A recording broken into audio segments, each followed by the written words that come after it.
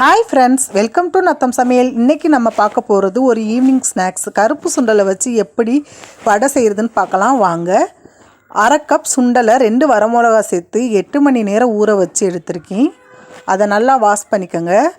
இப்போ நல்லா அலசிட்டு நம்ம அதை ஒரு மிக்ஸி ஜாரில் சேர்த்துக்குருவோம்.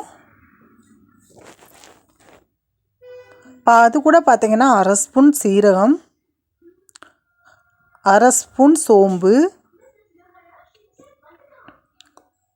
இதை சேர்த்து நல்லா கொரப்பாக வடை பதத்துக்கு அரைச்சி எடுத்துக்கலாம். இப்போ அரைச்சி எடுத்தாச்சு.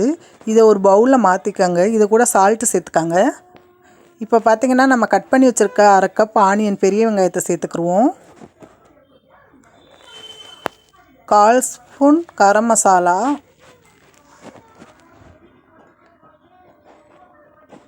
1/2 ஸ்பூன் இஞ்சி பூண்டு பேஸ்ட்டு, 1/2 ஸ்பூன் அரிசி மாவு சேர்த்து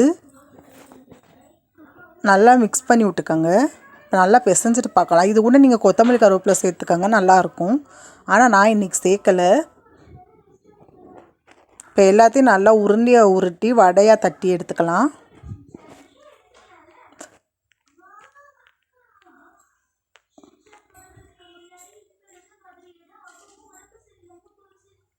இந்த மாதிரி எல்லாத்தையும் உருண்டையாக உருட்டி வடையாக தட்டி எடுத்துகிட்டு பார்ப்போம்.